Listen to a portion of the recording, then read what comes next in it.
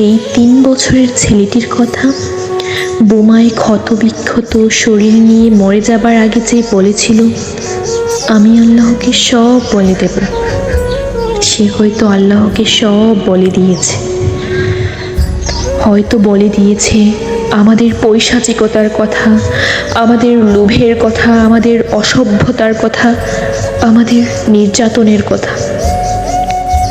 আমরা মানুষ মেরেছি হাজারে হাজার, আমরা একে অপরকে ধ্বংস করার জন্য মারণাস্ত্র বানিয়েছি লক্ষ কোটি।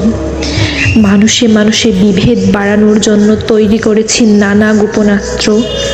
সে হয়তো আল্লাহকে সব বলে দিয়েছে। সে হয়তো আল্লাহকে সব বলে দিয়েছে।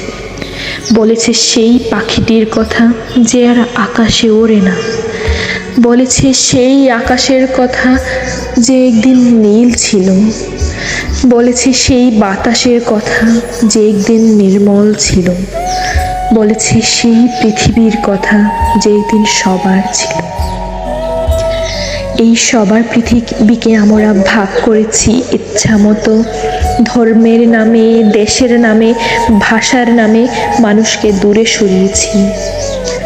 চামড়ার রং দিয়ে, গণতন্ত্রের নাম দিয়ে কেটে টুকরো করেছি আমাদের। সাগর পাড়ে পড়ে থাকা এলান কুর্দি, কাঁটাতারে ঝুলতে থাকা ফেলানি হয়তো সব বলে দিয়েছে আল্লাহকে। আল্লাহ তার পৃথিবী ফেরত চেয়েছেন এবার।